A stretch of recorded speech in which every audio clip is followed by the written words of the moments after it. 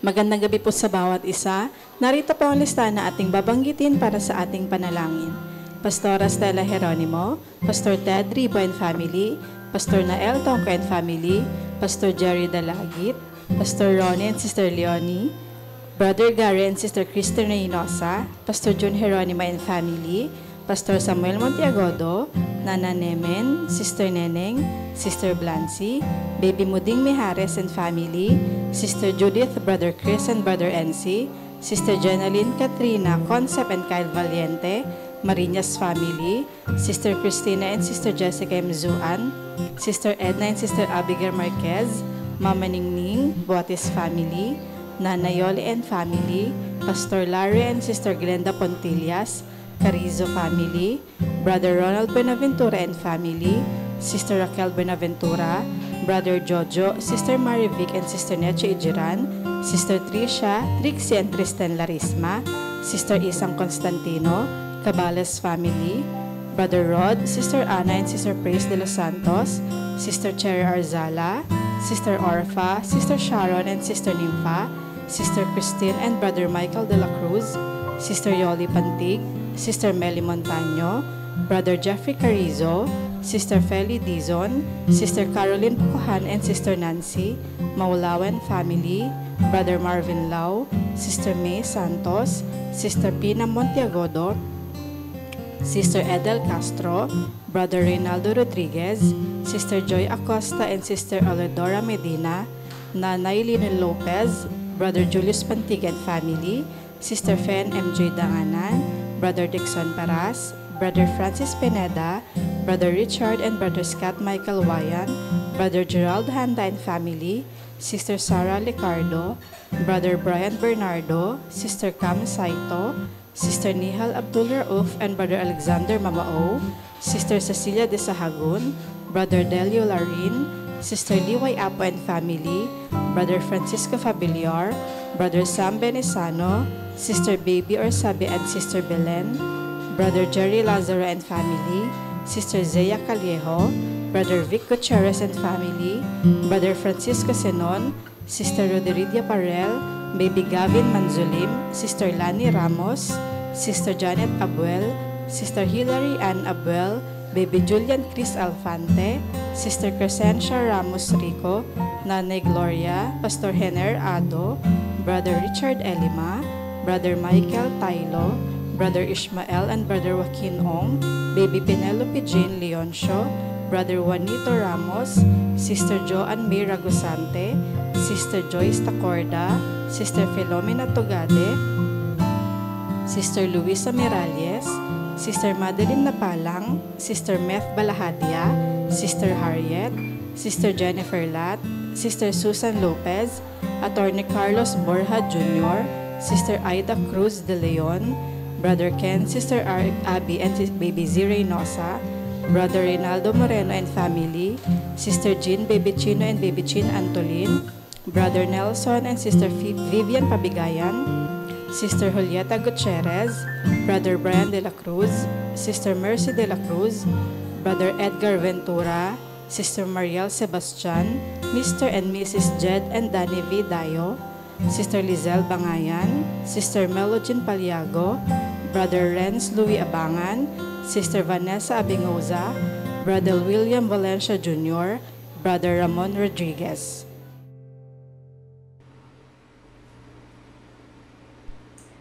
Muli, magandang gabi po sa inyo, mga minamahal kong mga kapatid. Sa inyo, mga kapatid ko sa Iglesia ng Piel. At gayon din po sa inyo, sa mga kapatid ko sa Iglesia ng Pasuntaw. At muli sa inyong lahat na nakikibahagi sa gawain ito. At bago po tayo dumako muli sa ating panalanginan, ay magbabahagi po ako sa inyo ng salita ng Panginoon. Ito po ay mababasa natin sa Nahum chapter 1 sa verse 7. Ganito po ang sinasabi, ang Panginoon ay mabuti, katibayan sa kaarawan ng kabagabagan, at nakikilala niya yaong nangaglalaga ng kanilang tiwala sa Kanya. Kaya nga po ang paksa po natin ngayong gabi, ang Panginoon ay mabuti. Mabuti po ang Panginoon sapagkat siya po ay mahabagin. Mabuti po ang Panginoon sapagkat siya'y tapat sa kanyang mga pangako. At mabuti ang Panginoon sapagkat siya'y nagpapatibay sa atin sa araw ng kabagabagan.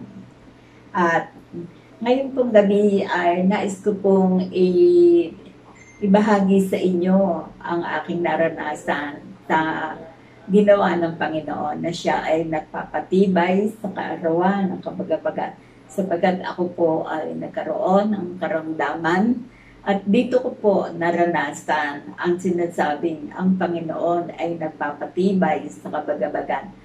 Mahirap po ang naging karamdaman ko.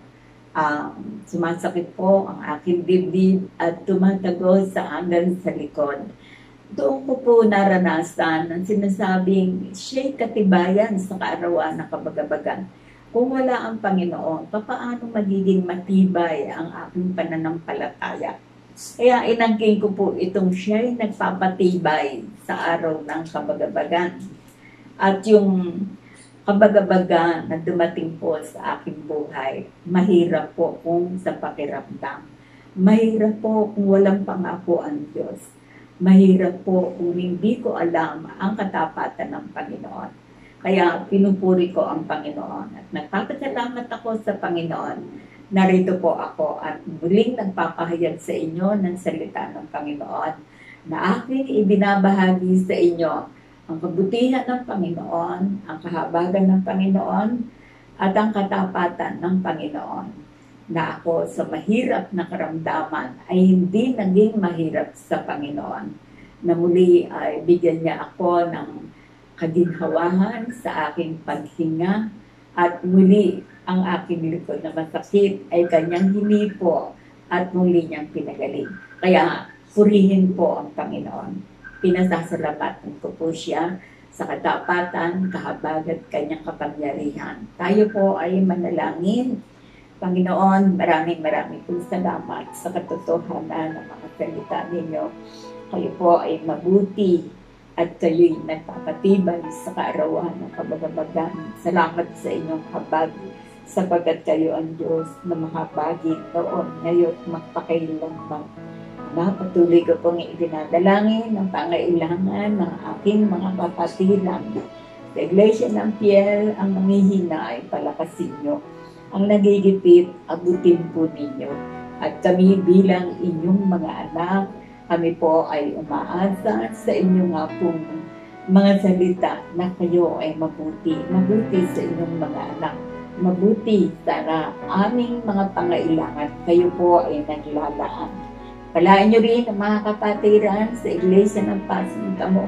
Marami pong mga kapatid na mayroong karamdaman naman.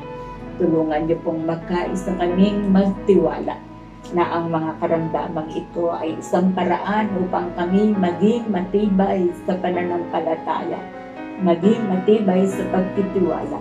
Magdala po kayo sa kanila ng kagaling at kagamutan.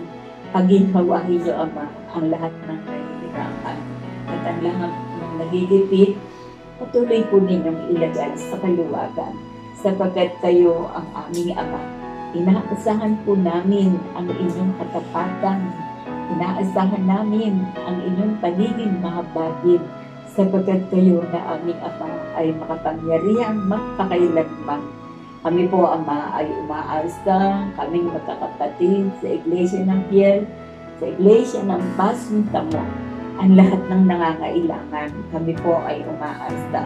Kayo po ay naglalaan ng lahat ng katugunan sa kahirapan, sa karamdaman, sa mga mabibigat na pagsubok.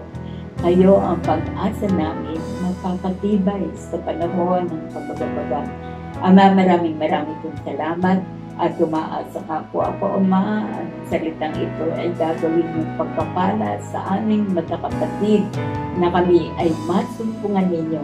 Sa kabagabagan may kapayapaan, sa kabagabagan ay may pag-asa, sapagkat kayo na aming Ama, na aming tinatawag at pinagtitiwalaan, makapangyarihan, magpakailanman. Ama, ang lahat po nito ay aking pong hinihingi at aking ipinagpapasalamat sa pangalan ni Jesus. Amen.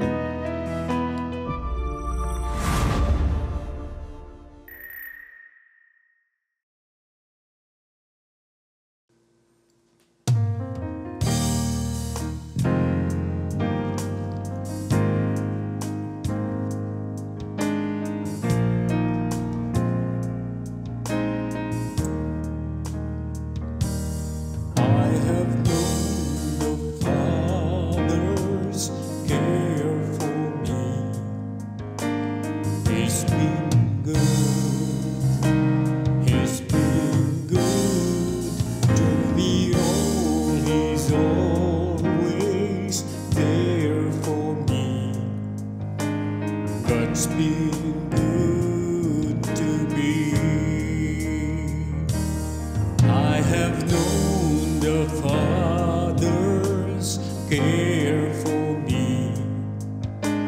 He's been good, He's been good through it all. He's always there for me. God's been good to me. Through the storm, through the night, come what may, everything will be alright. I have known the Father's care for me. He's been good to me. I have known the Father's care for me. He's been good, He's been good through it all. He's always there for me. God's been good to me. Through the storm, through the night, come what may, everything will be alright. I have known the Father's care for me. He's been good to me. Through the storm, through the night, come what may, and everything will be alright. I have known the Father's care for me. He's been good to me. God's been